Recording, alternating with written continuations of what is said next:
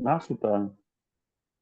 Et c'est parti, shalom à toutes et à tous. Grâce à Midrash Yehuda Manito, on est avec le Rav Eitan Fison et on continue à traverser l'histoire de la transmission du judaïsme. Bechavod Eitan, je crois que j'ai bloqué ton micro. Non, vas-y, tu peux allumer ton micro. Bechavod. Ah, c'est très gentil de ta part.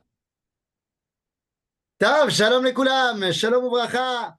On revient dans notre étude sur la transmission du judaïsme et les amis, nous sommes arrivés à une période charnière. Bon, ça fait trois fois que je dis que c'est une période charnière, mais effectivement, parce que plus nous approchons de la fin des temps et plus les événements s'accélèrent, évidemment. Donc, on avait parlé la dernière fois de cette période de la Révolution française et donc de la première moitié du 19e siècle et l'invention du monde Haredi, comme on a expliqué avec le Khatam Sofer.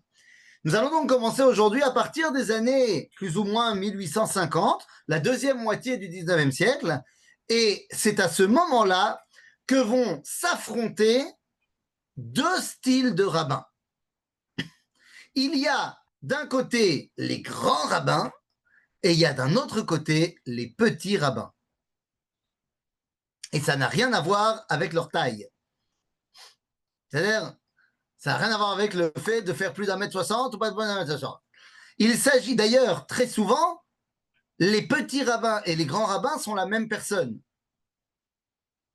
Mais des fois, ils sont des petits rabbins et des fois, ils sont des grands rabbins. De quoi je suis en train de parler? Les amis, le 19e siècle voit l'invention, je ne parle pas chez les juifs cette fois, voit l'invention d'une nouvelle réalité du monde. La nouvelle réalité du monde, eh bien, c'est qu'on voyage beaucoup plus. On voyage beaucoup plus d'abord parce que les routes sont beaucoup plus sûres, parce que la technologie du transport s'est développée, la voie de chemin de fer, le train est un peu partout, les premières calèches motorisées commencent à apparaître. On ne parle pas encore d'avion évidemment, mais les gens partent. C'est une révolution parce qu'il faut bien comprendre un truc. Imaginez-vous, vous êtes un petit juif qui habite dans son shtetl en Pologne ou alors dans son méla au Maghreb. Il y a de fortes chances que tu ne connaisses rien d'autre de toute ta vie que le shtetl, la forêt qui l'entoure et peut-être le shtetl d'à côté. Pour ce qui est d'un juif qui habite dans la ville, vous habitez à Varsovie, vous habitez, je ne sais pas moi, à Tunis, l'Ochachouv, il est très possible que tu ne sois jamais sorti de ta ville. Jamais. Parce que c'est comme ça. Parce que d'abord, il y avait rien à aller chercher ailleurs. Qu'est-ce que tu voulais aller chercher ailleurs? D'autre part, bah, c'était pas possible. Enfin, c'est pas facile, quoi. Là, tout d'un coup, les gens partent. Ils vont revenir. C'est pas qu'ils partent pour aller s'installer ailleurs, parce que des gens qui ont émigré, il y en a toujours eu. Je dis simplement que là, il y a des gens qui vont partir pour revenir. Ils vont partir quelques mois et ils reviennent. Et ça, c'est une nouveauté énorme au niveau du peuple juif. Pourquoi? Nous, on parle dans ce cours, ce n'est pas seulement un cours d'histoire du peuple juif. On essaie aussi de parler de la transmission de la Torah. Ben, pour étudier la Torah et pour que la Torah soit transmise de génération en génération, c'est pas très compliqué. Il faut aller étudier la Torah chez le rabbin.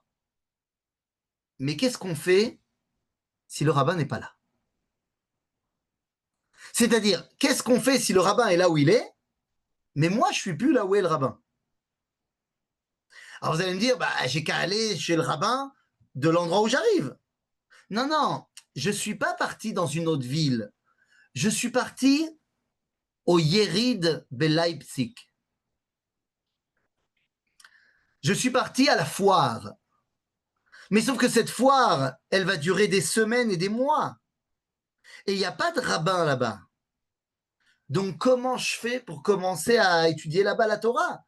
Et dites-vous bien que des gens, des fois, c'est ça leur quotidien. Ils sont 3 mois dehors de la maison, ensuite ils reviennent pendant 2, 3 semaines, ils font les comptes et machin, et ils repartent. Qu'est-ce que je fais à ce moment-là? Comment est-ce que je continue ma transmission de la Torah? Et c'est là que les rabbins vont commencer à comprendre qu'ils ne peuvent plus se suffire de l'enseignement à la communauté parce que la communauté se désagrège.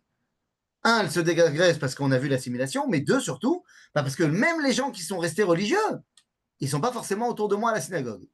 Donc, que faire?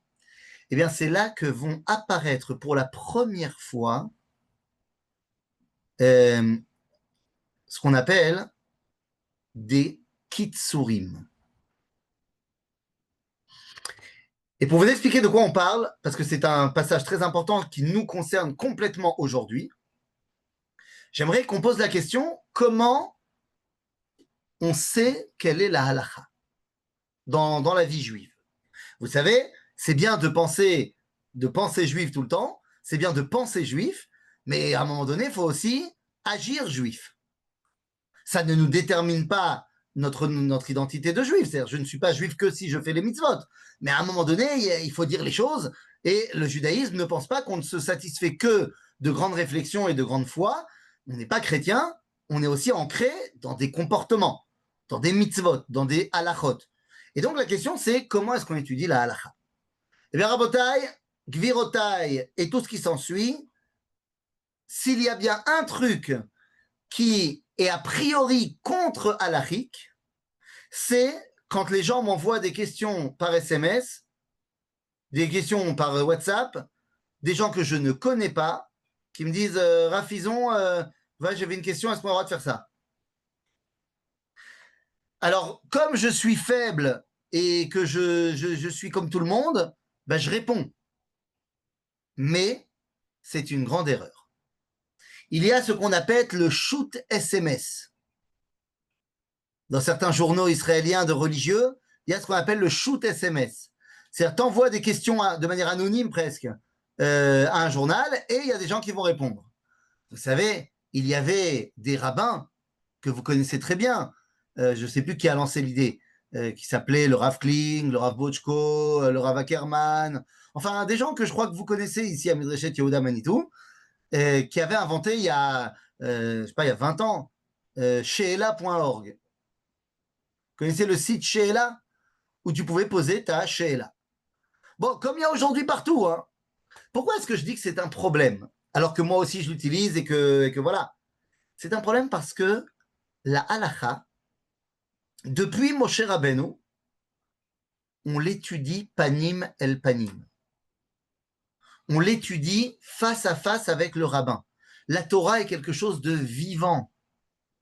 Et donc, la question qui est posée n'est pas une question anonyme et anodine. Elle reflète une réalité de ta vie. Et répondre à une question de manière sèche, parce que j'ai ouvert un bouquin, ça fait fi de tout le contexte de la question. Eh oui. Je vais vous donner un exemple pour étayer mon propos. Il y a quelques années, j'enseigne dans un endroit qui s'appelle le Machon Ora, où il y a des jeunes filles qui viennent étudier, première année en Israël, tout ça. C'est un séminaire. Et il y a quelques années, il y a une fille qui est venue me demander la question suivante. Est-ce que j'ai le droit d'aller au parc? Alors, ce n'est pas une question, c'est un code. Parce que là où se trouve le Machon Ora, c'est à Givat Shaul. Et à 500 mètres du Machon Ora, il y a un truc qui s'appelle le Machon Meir. La différence entre le Machon Ora et le Machon Meir, c'est, on va dire, les organes reproducteurs. Est-ce qu'ils sont à l'intérieur ou à l'extérieur du corps? Bekitsour, le Machon Ora, c'est pour les filles, le Machon Meir, c'est pour les garçons. Au milieu du chemin, il y a un parc. Donc, quand on m'a posé la question, est-ce que j'ai le droit d'aller au parc? Ça veut dire, est-ce que j'ai le droit d'aller bavarder avec les garçons là-bas du Machon Meir? Je lui ai dit, oui. 2 jours plus tard, une autre fille, je ne sais pas si elles se sont concertées ou pas, mais une autre fille vient me voir et me dit, Rav, est-ce que j'ai le droit d'aller au parc? Je lui dis, non. Et à ce moment-là, l'après-midi, je reçois les 2 filles qui viennent me voir. Je dis, ah, Rav, c'est pas juste, pourquoi t'as dit à elle oui, pourquoi t'as dit à moi non, oui. C'était la même question pourtant. Oui, mais le contexte était complètement différent. La première fille qui m'avait demandé, ça faisait 3 mois qu'elle était en Israël. Ça veut dire qu'il y a 3 mois, cette jeune fille-là, elle mangeait pas cachère, elle faisait pas Shabbat, elle vivait depuis 2 ans en couple avec un garçon, Goy. Et là, elle commence sa teshuva. Je lui ai dit, oui, tu as le droit d'aller discuter avec des bachourei yeshivot, parce que j'ai envie qu'elle se rapproche de gens. Alors certes, si le bachour yeshiva, il va aussi parler avec une fille, c'est pas le plus assidu de la yeshiva, mais enfin bon, on parle d'un garçon juif qui a son âge et qui étudie la Torah. J'ai envie qu'elle parle avec lui.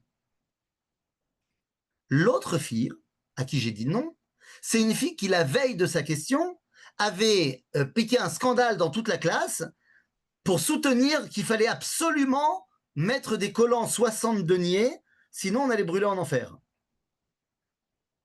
Je lui ai dit, tu comprends, toi, t'en es à un stade de la Torah où tu parles des collants 60 deniers ou 50 deniers ou 40 deniers.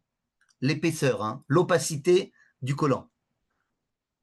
Donc, si toi, t'en es à parler de l'opacité du collant et qu'il faut absolument qu'il soit absolument opaque, à tel point qu'avec ces collants-là, tu peux sortir faire une sortie spatiale, tellement il est épais, tu comprends que toi, tu peux te permettre pendant 1 an de ne pas aller parler à des garçons et d'étudier la Torah. La même question, mais pas du tout les mêmes personnes qui posent la question. Est-ce qu'on a le droit de tuer? Ça dépend. Si je sors dans la rue et qu'il y a une personne qui est mal habillée et que sa tête ne me revient pas, j'ai pas le droit de le tuer.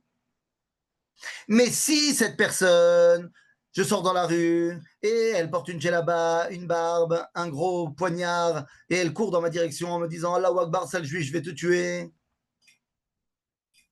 eh ben j'ai le droit de me défendre et de le tuer. Et si je suis le Sanhédrin au Beth Amikdash et que on a condamné quelqu'un à mort parce qu'il a fait quelque chose qui mérite d'être condamné à mort, eh bien ça devient mitzvah de le tuer. Donc à la même question, est-ce qu'on a le droit de tuer? La réponse, c'est ça dépend. Des fois assour, des fois moutard, des fois mitzvah. Eh bien il en va de même pour toutes les questions de halakha. La réponse n'est pas la même en fonction de qui pose la question, de quand il pose la question, de où il pose la question. Mais badaï. Alors oui, vous allez me dire, il y a des sujets qui sont à peu près, on donnera à peu près les mêmes réponses pour tout le monde. D'accord. Mais il y a plein de domaines dans lesquels c'est pas vraiment vrai. Exemple. Personnellement, en plus de donner des cours à la Midrashet Yehuda Manitou, des fois, je suis aussi guide en Israël. C'est-à-dire, donc si vous voulez un jour faire un tioul, la brioute. En tout cas, des fois, je guide en Israël. Et j'ai très souvent des demandes de guidage, de journée de guidage, disons le 26 décembre, ou le 27 décembre, ou le 28 décembre, ou le 29 décembre, ou le 30 décembre. Eh bien, il y a des clients à qui je dis non, je peux pas. Et il y a des clients à qui je dis OK. Et ça ne dépend pas de est-ce que j'ai déjà un autre truc de prévu ou pas. Ça dépend de est-ce que mon client s'appelle Monsieur Bensoussan ou est-ce qu'il s'appelle Jean-François Delacroix. Parce que si mon client il est chrétien, j'ai pas le droit de le guider entre Noël et Nouvel An. Parce que ça s'appelle EDM chez le Goïm. Ça s'appelle les moments de fête religieuse des Goïm. On n'a pas le droit de leur donner de faire du business avec eux, quel qu'il soit. Alors vous allez me dire, il y a plein de gens qui trouvent des dérogations. Ben c'est je vous dis ce que moi je fais. Maintenant, si c'est un juif qui me demande, je lui dis, ben la brioute, la malo. C'est la même question, mais le contexte est différent. Donc la réponse sera différente. Est-ce qu'on a le droit de boire les 4 coupes de vin avec du vin blanc? De Pessar, je parle. Ah, il y a Myriam, je vois, qui a fait comme ça avec la tête, qui a dit non. Et le Shulchan Aruch te donne raison. Pourtant, tous les juifs d'Alsace font le seder avec du vin blanc. Et vous allez me dire, parce qu'ils ont du Gewürztraminer. Certes, un petit pinot gris bien de derrière les fagots, mais c'est aussi parce que les goyim là-bas accusaient les juifs de meurtre rituel à Pessah et qu'avec le sang des chrétiens, on faisait les matzot. Donc pour bien montrer à tout le monde qu'on ne boit pas le sang des chrétiens, eh ben on utilisait du vin blanc, comme ça tu ne peux pas l'accuser. Et c'est devenu une halakha. Parce que le contexte était différent. Ah, alors tu vas me dire, ben alors là, tu es à un pas de devenir libéral et de dire le contexte est différent. J'habite à 30 km de la synagogue. Est-ce que j'ai le droit de venir en voiture? Ah, question. Question qui a été posée par un ami à moi au grand rabbin de Bruxelles.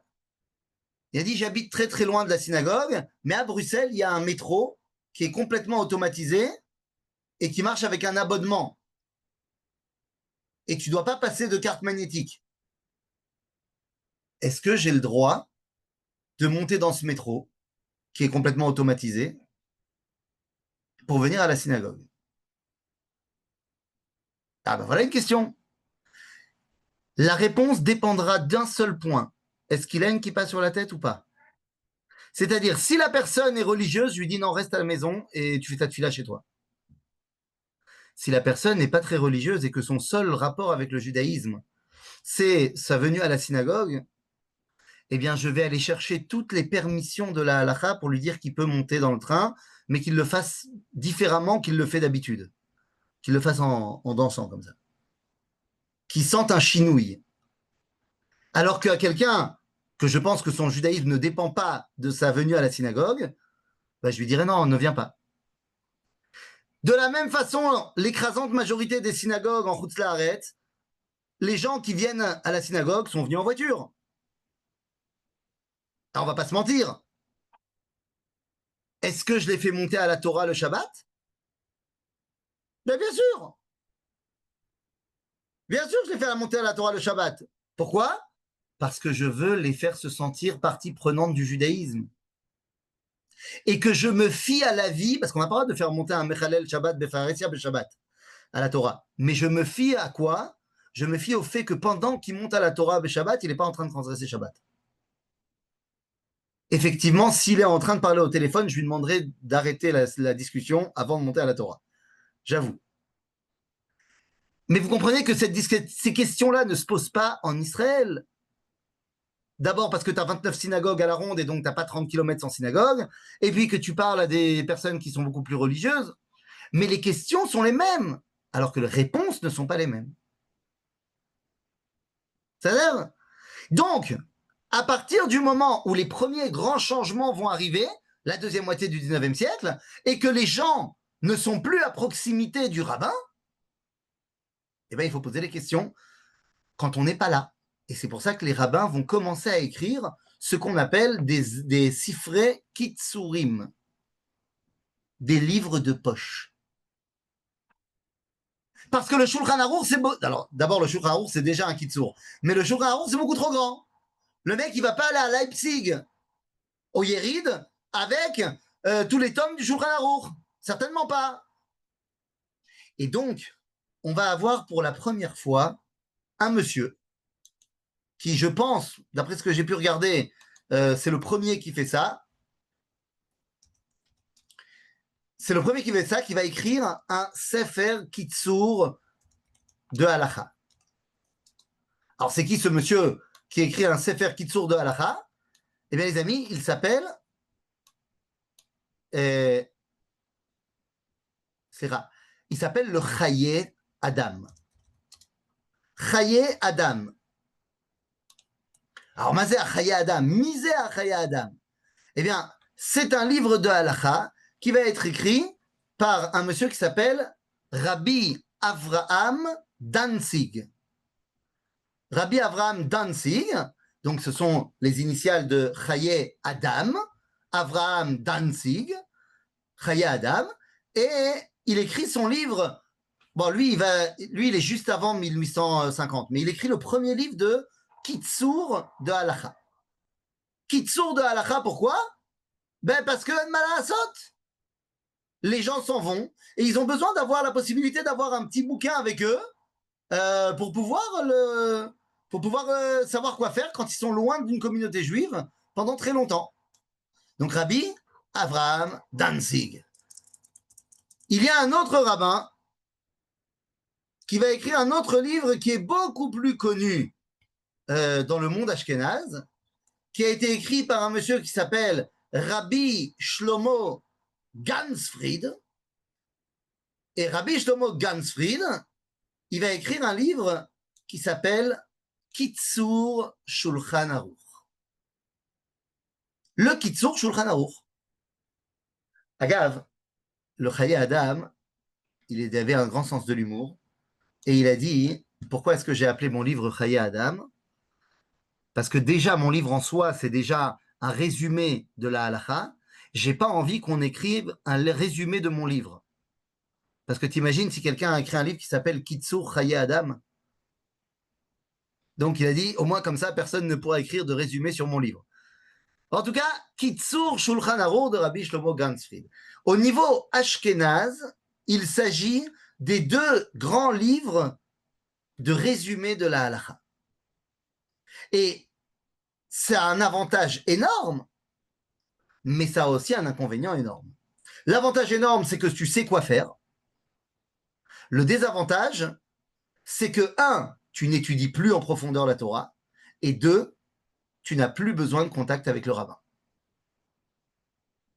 Et donc, tu prends ton bouquin avec toi, et il n'y a plus aucun rapport entre toi et le bouquin.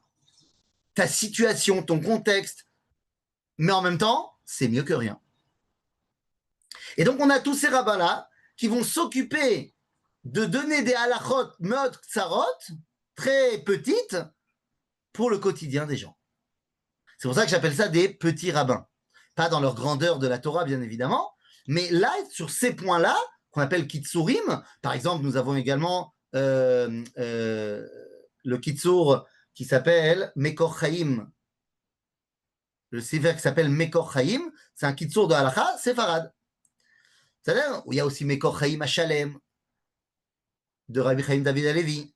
Donc, on a des kitsurim qui viennent un peu partout, parce que les gens voyagent. Et donc, comme les gens voyagent, eh bien, on est obligé de les aider. Donc ça, c'est la première chose qui va chambouler, mais ça nous chamboule aujourd'hui.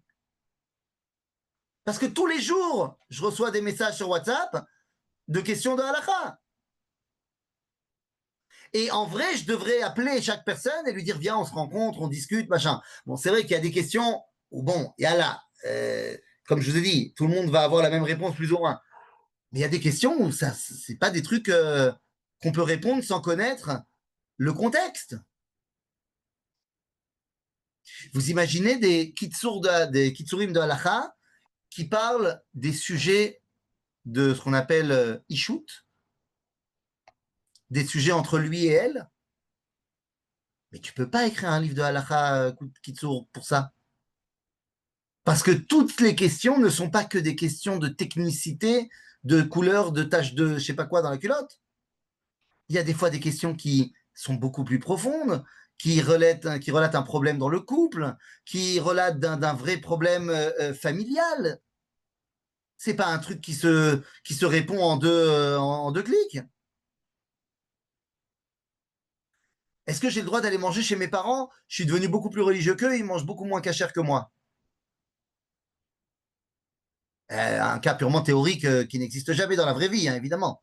Moi, je ne prends que des cas théoriques, jamais des cas concrets. Alors, qu'est-ce que tu lui dis à ce personnage? Tu vas manger chez lui ou tu vas pas manger chez lui? Quand je suis devenu rabbin, il y a une personne dont je tairai le nom, mais sa maman, elle est là, dans le cours en ce moment. Elle m'a dit, ah bah ça y est, maintenant que t'es rabbin, tu viens plus manger chez moi? Je lui ai dit, j'ai lavé mes slips chez toi, donc je continue à manger chez toi. C'était ma famille d'accueil quand j'étais à l'armée. Et donc quoi, ils étaient suffisamment bien pour m'accueillir quand j'avais nulle part où aller, et maintenant que je suis devenu rabbin, alors ils sont plus assez bien pour moi? Si je faisais confiance à leur cache-route à l'époque, parce que maintenant on m'appelle Rabbi, alors je fais plus confiance? C'est ch'touillotte. Mais ça, c'est parce que je les connais. Qu'est-ce qu'on fait si jamais on arrive chez quelqu'un qui nous invite à manger chez lui et on ne le connaît pas? On l'a vu 2, 3 fois, on travaille ensemble, on est collègues, et il m'invite à manger chez lui. mais qu'est-ce que tu veux que je te dise? Il n'a pas de kippa, il a des tatouages partout, il n'a pas du tout l'air religieux. Et il me dit, non mais t'inquiète, c'est cachère. Hein. Est-ce que je vais manger ou je vais pas manger chez lui? Je sais pas. Je sais pas si je peux lui faire confiance. Est-ce qu'il sait vraiment ce que c'est la cache-route ou pas? Mais si c'est le même personnage, mais c'est un autre collègue et il dit, tu peux y aller. Je le connais. Et la cache-route pour lui, c'est fondamental. Alors est-ce que je peux y aller? Ah bah oui, c'est autre chose. Maintenant, tout d'un coup, je peux avoir confiance parce que le contexte est différent. Donc, à Botaï, la halakha, on doit l'étudier de Rav à élève. Panim el panim. Et c'est vrai que, est-ce qu'on a le droit de prendre la voiture Shabbat? En général, on va te dire non à tout le monde. Mais, dans tous les contextes, enfin, dans tous les cas, il y a un contexte. Et donc, le Rav, il doit s'adapter au contexte. Les Sfarim de Kitsurim règlent le problème de j'ai pas de Rav à qui demander, mais en même temps font le problème que c'est la même chose qui est inscrite dans le livre pour tout le monde. Donc, je ne vous dis pas de ne pas utiliser des livres de Kitsurim, parce que tout le monde les utilise et moi aussi. Mais rappelons-nous que ça crée des gens, d'abord petits, parce qu'on n'apprend pas profondément la halakha, et deuxièmement, ça crée des gens qui n'ont pas de contact avec leur rabbanim. Et ça, c'est beaucoup plus grave. Le Rav Cherki m'avait dit, quand je lui avais posé la question, mais je dois vous poser la question pourquoi en fait? Il m'a dit, tous les sujets, tu dois venir m'en parler. Et moi, je dois être suffisamment chacham pour te dire, ça, c'est pas une question à poser à un rabbin. Je lui dis, mais alors pourquoi je dois venir vous en parler? Parce qu'il y a des fois des sujets qu'on pose des questions au rabbin, c'est pas une question de halakha. Donc des fois, là, c'est pas une question de halakha, il n'y a pas de raison d'aller voir ton rabbin. Il m'a dit, si, viens voir pour qu'on reste en contact. C'est pas tant pour la réponse de halakha, c'est pour qu'il y ait un contact entre les gens qui connaissent la Torah et les gens qui connaissent pas la Torah. Et que son contact, il soit pas que digital ou que à travers d'un bouquin. Parce que la Torah, c'est une Torah de vie. OK? Donc ça, c'est ce qui se passe dans la deuxième moitié du 19e siècle. Et d'un autre côté, on a des grands rabbins. Et j'ai dit, des fois, c'est les mêmes. Hein. C'est quand ces rabbins-là s'occupent des grandes questions que va apporter la deuxième moitié du 19e siècle. Et c'est quoi les grandes questions que vont commencer à apporter le 19e siècle? La technologie. Les rabbins font face à un raz-de-marée technologique depuis la révolution industrielle. Qu'est-ce qu'on fait? Oi vai voi. Qu'est-ce qu'on fait, Bémet? Comment on réagit par rapport à la technologie qui, toutes les 5 secondes, il y a un nouveau truc? Alors non, à l'époque, ça prenait tous les 10 ans, il y avait une nouveauté. Aujourd'hui, tous les ans, tous les 6 mois, tous les mois. Vous savez quand même, j'espère, mesdames et messieurs, que ChatGPT, c'est un ancêtre aujourd'hui. J'espère que vous êtes toutes déjà expertes en ChatGPT, parce que c'est déjà désuet, ChatGPT. C'est arrivé il y a 3 ans. C'est désuet aujourd'hui. Aujourd'hui, il y a des intelligences artificielles qui sont bien meilleures que ChatGPT. Ça va trop vite. Alors, on fait quoi chez les rabbins? Eh bien, l'un des premiers qui va clairement plonger dans le sujet, c'est un rabbin qu'on n'attendait pas sur ce sujet-là. Pourquoi on n'y attendait pas? Parce que on a été influencé par le monde européen et on se dit que les seuls qui sont intéressés à la technologie, c'est en Europe. Mais celui qui est peut-être le plus grand sanégore, le plus grand avocat de la technologie, c'est Chacham Yosef Chaim mi Bagdad, plus connu sous le nom du Ben Ishraï. Ah, le Ben Ishraï, quand je te dis Ben Ishraï, tu penses pas tout de suite technologie, toi. Et pourtant, Chacham Yosef Chaim, le Ben Ishraï, va écrire un livre qui s'appelle Od Yosef Chai. Ok? Et dans son livre Yosef Rai, il a une introduction. Et dans cette introduction, il écrit quelle est sa vision de comment on doit étudier la Torah. Et il nous dit que la Torah, il faut l'étudier, approfondir, et tous les sujets, machin, ce que tu veux. Et il dit, une fois que tu as bien compris qu'il fallait étudier la Torah, nanana, il y a des sujets que Yad Torah, Ve'a Mishnah, Ve'a Kabbalah, lo nagu bahem. Il y a des sujets que ni la Torah écrite, ni la Torah orale, ni la Torah Takabala, la Sod, n'a dit rien du tout dessus. Ça s'appelle Chochmat Teva. Réponse de Manito à Nice, à une invitation à manger après une conférence. Attendez 2 secondes, j'ai pas vu la fin de la question. Est-ce que je peux manger chez toi? Oui. Ok, pas de problème. Ben voilà. Mais pourquoi il a dit ça à Manitou? Parce qu'il connaissait certainement la personne. Et il lui faisait confiance de savoir que si la personne lui dit c'est cachère, ben elle sait suffisamment ce que ça veut dire la cache-route pour dire ok c'est cachère. Je ne sais pas si Manito aurait répondu la même chose si la personne qui l'avait invité ne le connaissait ni d'Ève ni d'Adam. C'est-à-dire, dans la Gemara, on nous dit, à propos de la cache-route, Ed echad ne'eman be'isurin.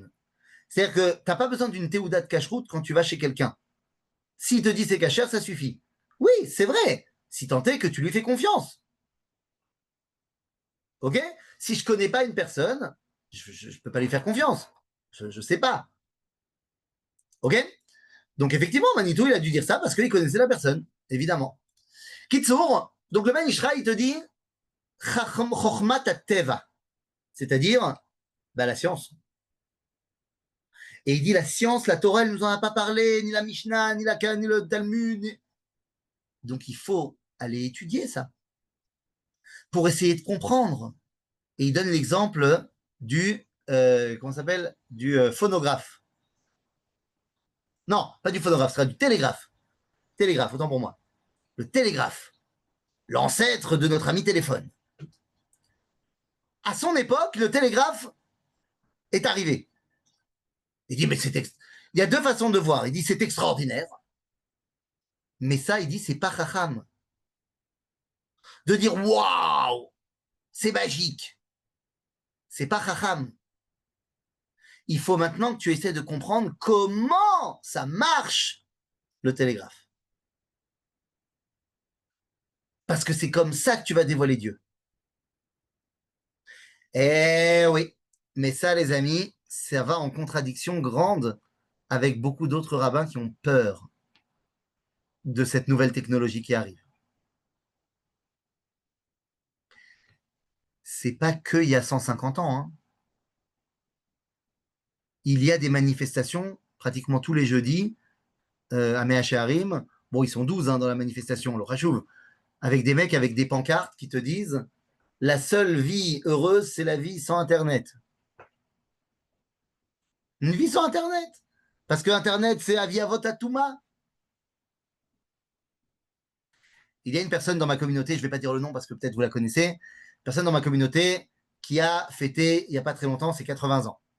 Elle m'a dit, m'a raconté que lorsque son père était jeune, donc je te parle de Yahasra, non, pas ce que je raconte. Non, pas quand son père était jeune, c'est lui ou son père, son père. Quand son père était jeune et qu'il a fait sa bar mitzvah, ses grands-parents venaient d'arriver en France et ils ont offert à leur fils, donc je te parle, le monsieur il a 80 ans, c'est quand son père il avait 13 ans.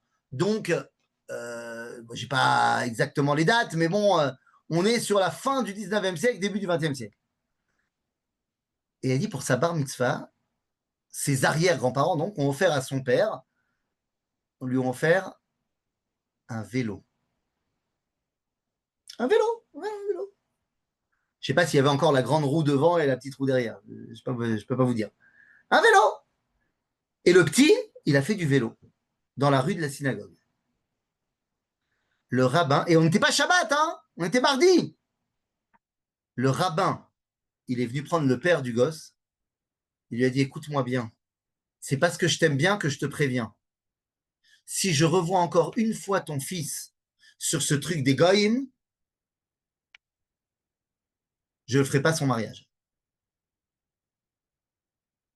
Mais c'est un vélo! Nachon, mais c'est la technologie, c'est les goyim. Ça commence avec un vélo et après tu te maries avec une goya. Bon, aujourd'hui tout le monde a des vélos. Seulement, moi, quand j'ai commencé à avoir un vélo électrique, les rabbins, ils n'avaient pas de vélo électrique. Aujourd'hui, je vois plein de barbes, le vent dans la barbe, avec leur vélo électrique. Ce concept de Chadash Asur Minatora, ça rejoint ce qu'on a appris la semaine dernière avec le Khatam Sofer. Il y a des rabbins qui ont très très peur de la révolution industrielle. Et on ne sait pas comment gérer. Mais il y en a d'autres qui disent, mais c'est la réalité de maintenant.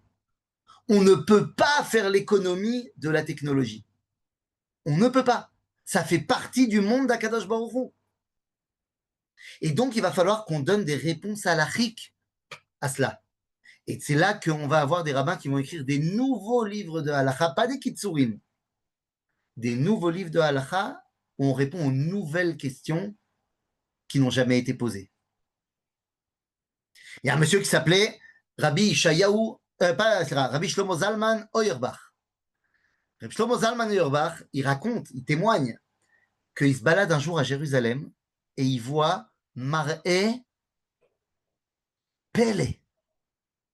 Il dit, je rentrais du Heider avec les autres garçons, il habitait à Shaarei Chesed à Jérusalem, et je vois, alors que d'habitude, on avait l'habitude, tous les soirs, de voir l'allumeur. C'est un métier. Le monsieur qui venait allumer les torches dans les rues. Et il dit, il n'y avait pas l'allumeur, mais je vois une grande barre de fer avec une boule magique en haut, et toute seule, elle s'est mise à faire de la lumière. On a eu très peur.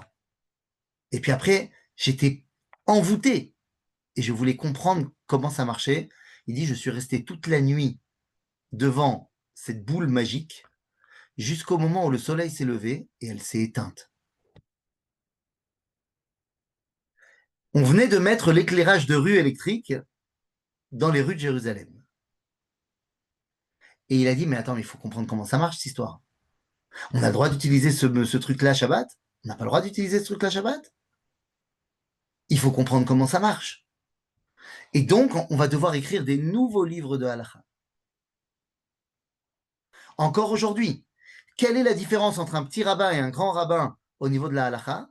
Le petit rabbin, c'est celui qui reprend ce que les anciens ont dit, et c'est pas pour ça que c'est pas un bon rabbin, mais il fait que reprendre ce qui a été dit, dans un langage peut-être plus adapté, et le grand rabbin, c'est celui qui dit, bon, maintenant, la technologie et l'intelligence artificielle, est-ce qu'on a le droit d'utiliser Shabbat? Il faut qu'on se pose le problème. Il faut statuer. Si c'est pour dire non, ça sera non. Si c'est pour dire oui, ça sera oui. Mais à l'heure où quand tu rentres à la maison et tu dis « Ah, il fait chaud !» et que ton ordinateur, il dit « Ah, ben ça veut dire que mon patron a chaud et il a envie que je mette le masgan. » Alors, est-ce que j'ai le droit de dire « Ah, il fait chaud ?» si ça déclenche l'ordinateur qui À partir de quand on peut arrêter de dire que ça s'appelle gramma? C'est-à-dire que j'ai fait en sorte qu'il y ait une action qui soit faite.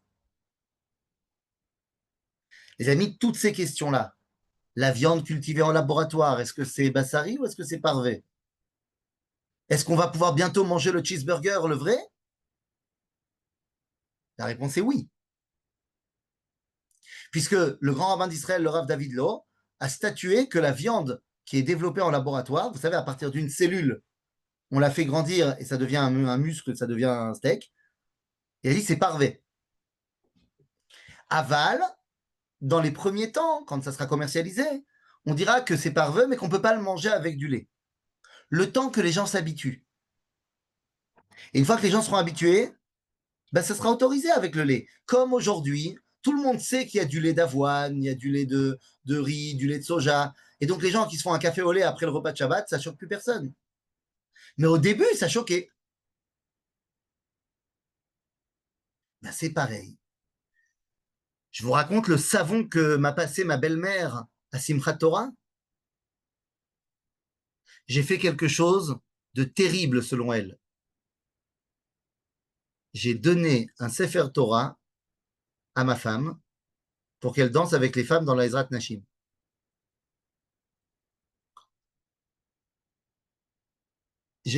J'avais converti sa fille au christianisme, minimum.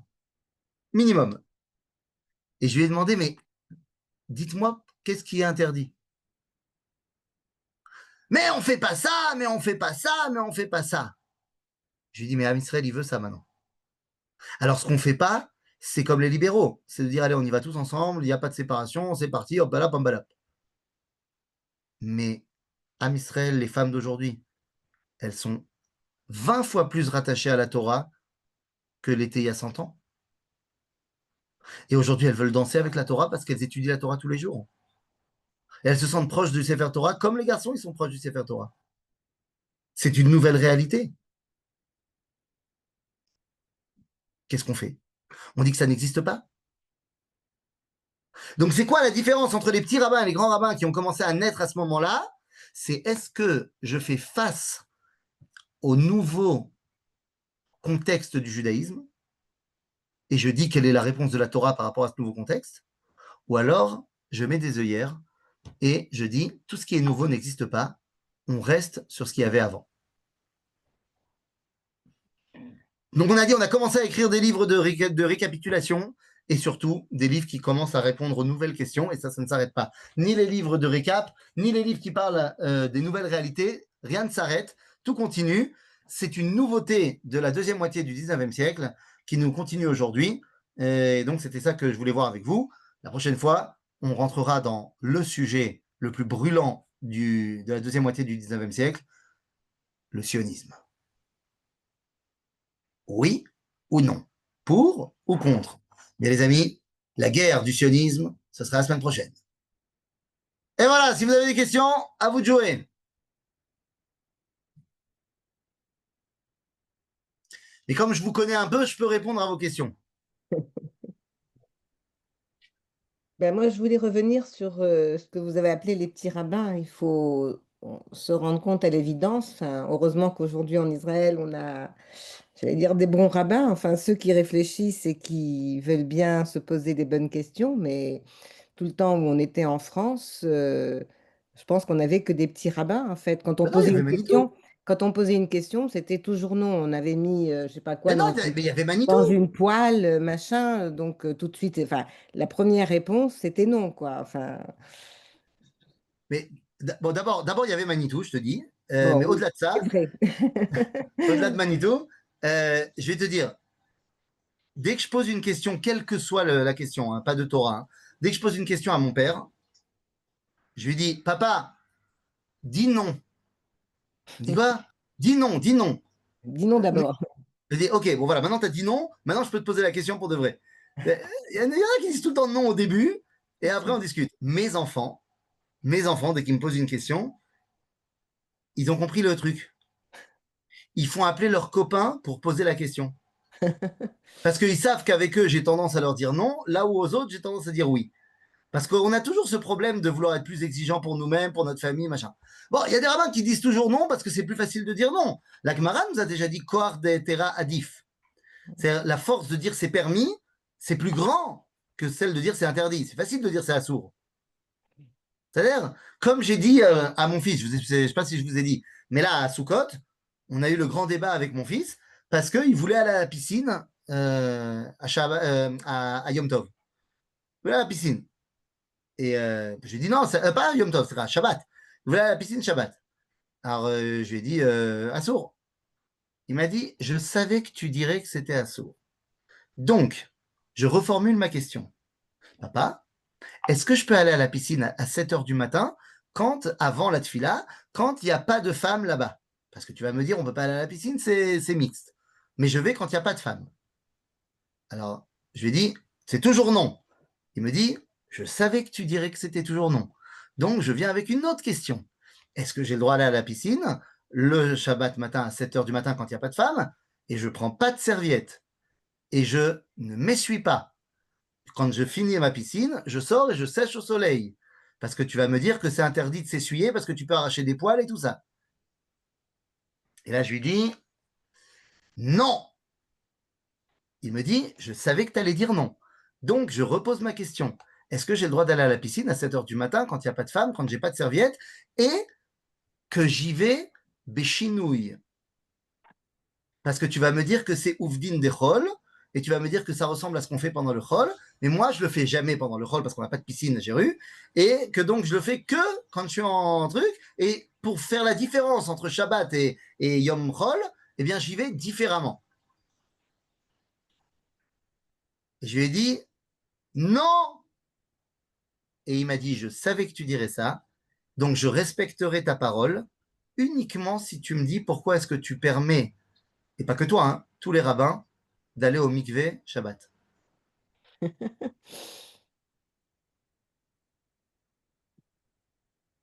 J'avais rien à dire. J'ai rien à dire. Bien sûr qu'on dit que c'est interdit d'aller à la piscine Shabbat parce que c'est pas l'ambiance de Shabbat.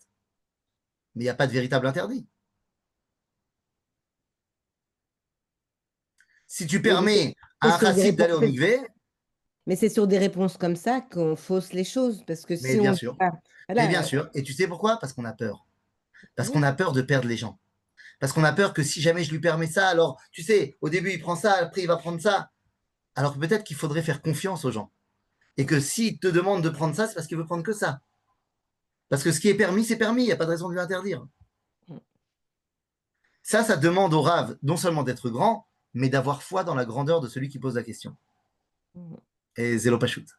oui, c'est ça. On va pas aller chercher le rave qui va dire oui, et puis Non, non, non, il faut que le Rav, on il va cherche changer de le rave, peuple juif. on va changer de rave. Non, Ah tu vas oui, pas mais changer de c'était rabbin ma à chaque question. question. Attendez, Hein? mais c'était ma question.